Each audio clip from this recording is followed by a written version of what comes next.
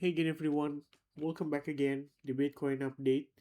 Guys, saya quick update aja. Mungkin nanti lengkapnya kita bisa bahas secara langsung lewat live streaming. Jadi lebih banyak diskusi langsung ya. Sambil teman-teman boleh nunggu recording dari free webinar akan diupload soon ya teman-teman.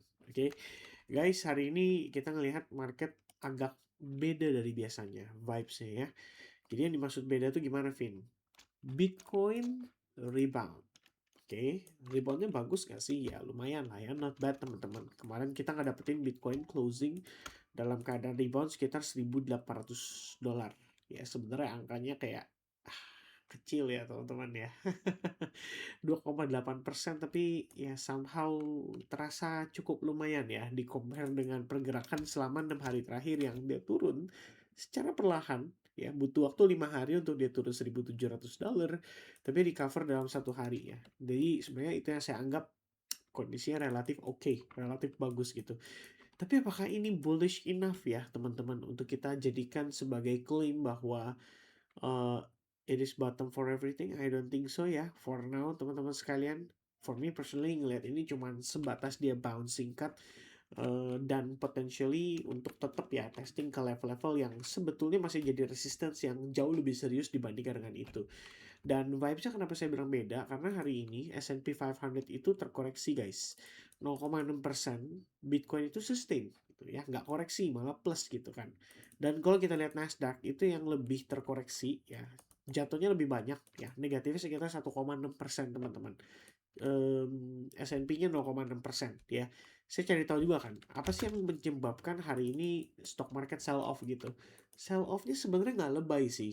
Ya, bisa dibilang walaupun turunnya 1% lebih, tapi dia turunnya nggak yang dibanting yang bikin khawatir gitu ya. Kayak compare dengan pergerakan biasa yang sebelum-sebelumnya tuh jauh lebih serem gitu kan. Ini bisa 2,8%, di sini bisa 2,3% gitu. Adapun satu hari dia turun juga sekitar 3% ya, walaupun slow down bleeding gitu kan ya.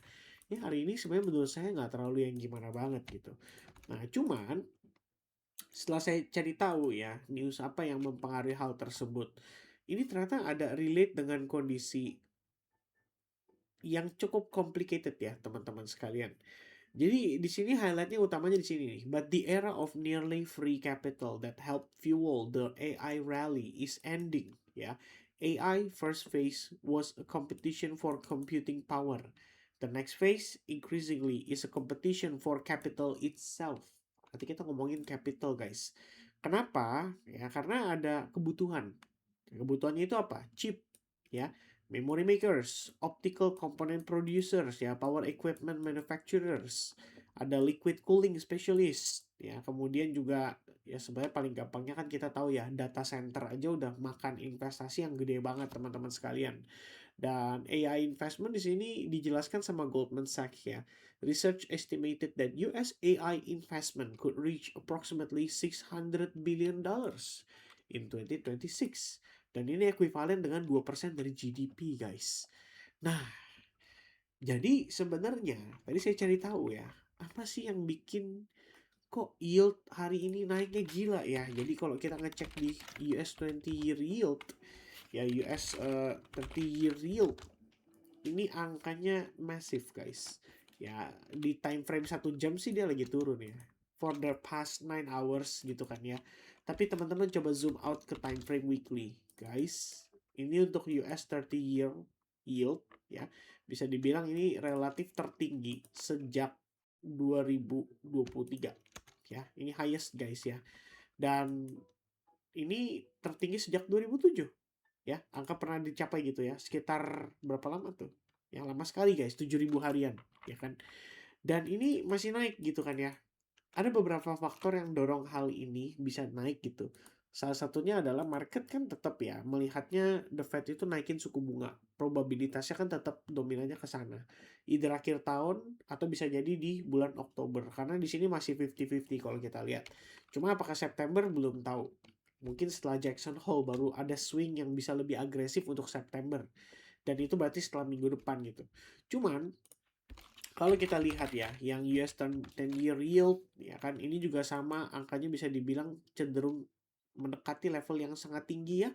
Terakhir itu di 4,7%, 4,785%, sekarang udah 4,7%. Sebenarnya kalau kita lihat hari ini, ya dia sih nggak naik hitungannya gitu. Cuman berdasarkan berita, kalau dilihat ya, pushing yield higher, ya, itu ternyata salah satu faktornya adalah, guys, ini gokil, ya, perusahaan-perusahaan tech stocks ini, ya, AI stocks ini juga, which is yang berhubungan ya, yang related dengan tech stocks, AI stocks gitu, termasuk Oracle kan salah satunya. Itu ternyata mereka juga ngejual bond, ya. Mereka juga lagi butuh hutang, guys. Ya butuh investment lagi gitu kan. Nah, mereka jual surat hutang yang ngasih bunga, dan ini berkompetisi, guys, dengan US Treasury yield atau US Treasury bond, ya. USD bills atau US Treasury atau bonds, atau surat hutang gitu kan ya. Ternyata itu menyebabkan ya yieldnya naik terus gitu kan ya. Kenapa? Karena mereka berkompetisi ya, mengoffer mana bunga yang lebih tinggi supaya ada investor yang mau membeli surat hutangnya.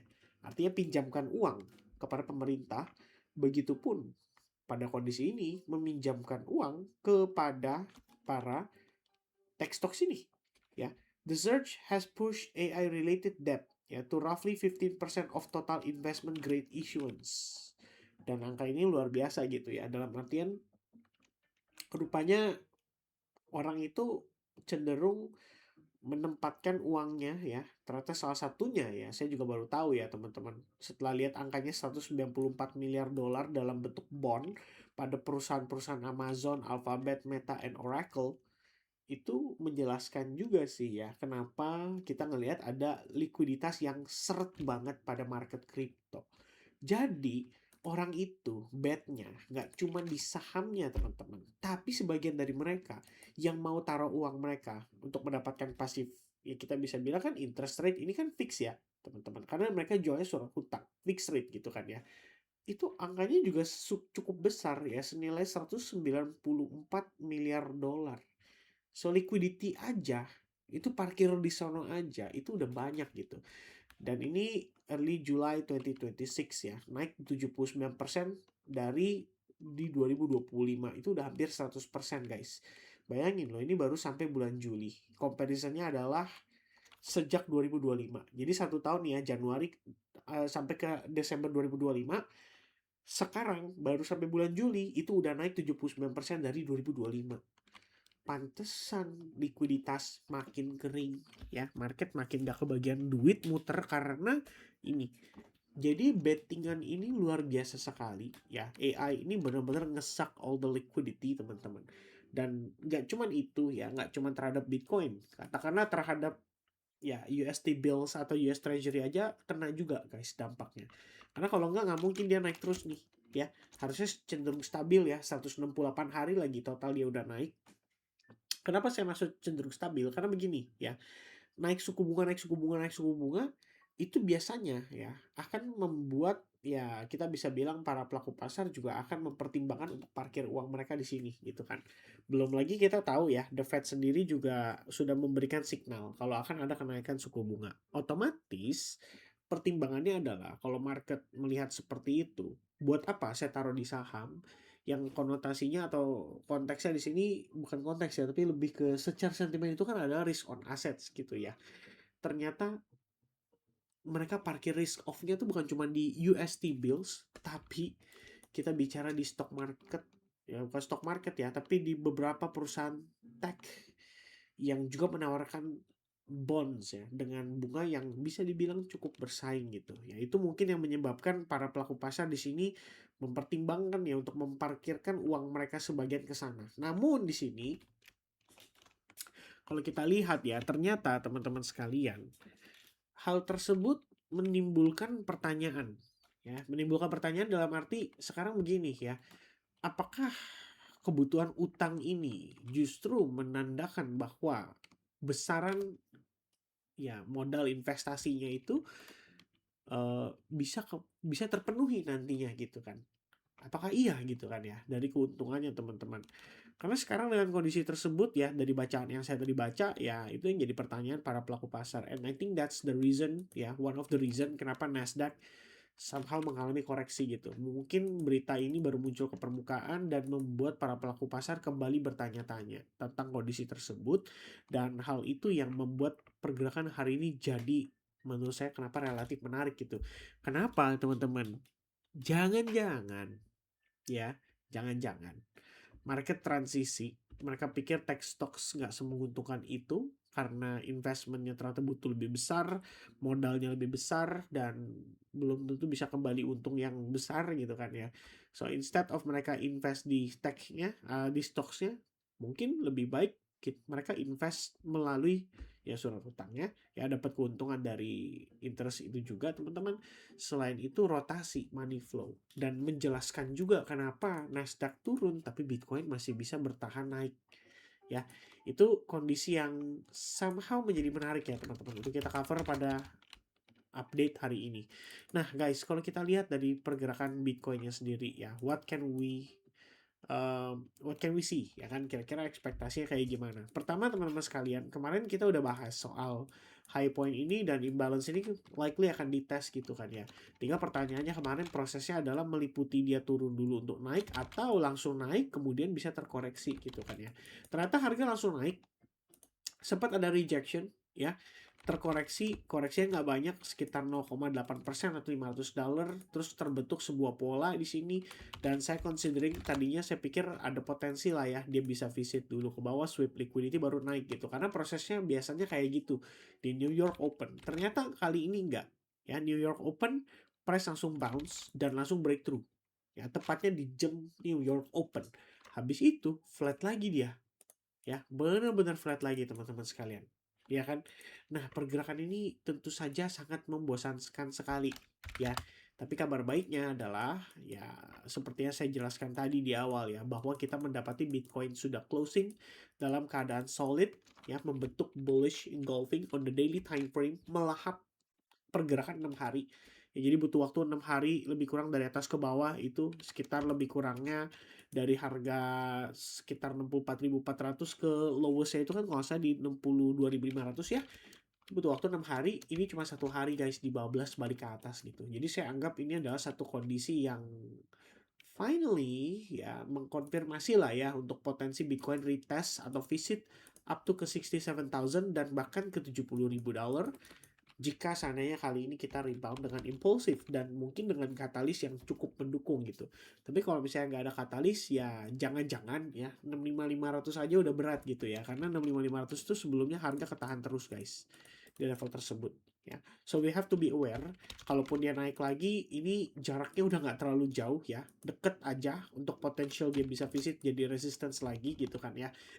Atau kalau memang kita mau dibawa koreksi dulu, ekspektasi saya adalah sepanjang Asia besok ya, perhaps either Asia atau London dibawa visit ke area order block, baru mungkin New Yorknya bisa lanjutin naik lagi ke atas ya. Kira-kira kayak gitu guys ya untuk saat ini.